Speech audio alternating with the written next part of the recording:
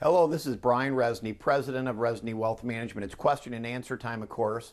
Question that came in is can you time the market or know when a recession's coming when you want to step out of the way? I'll give you a couple indicators that we look at Resney Wealth Management.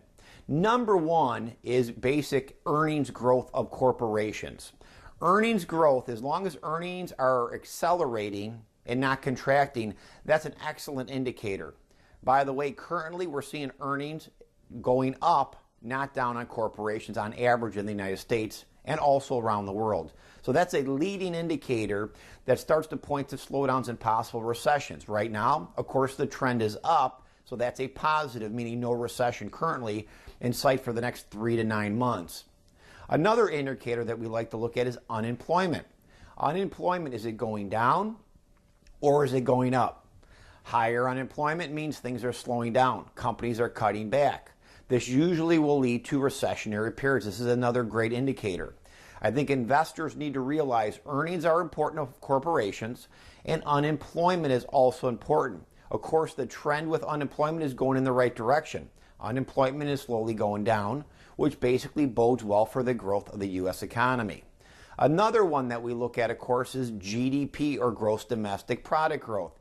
Is our economy growing, meaning we're selling more goods and services this year than we did last year? Yes. The trend again is up and positive. So 3 really quality indicators to really get an idea, are we in a slowdown or are we in an uptrend, are all pointing in an uptrend mode. This is positive again for investors who are on the right side of the fence, which primarily right now on a relative strength basis is equities. And equities in the U.S. actually continue to be one of the stronger as a sector overall of almost all the equity-based sectors.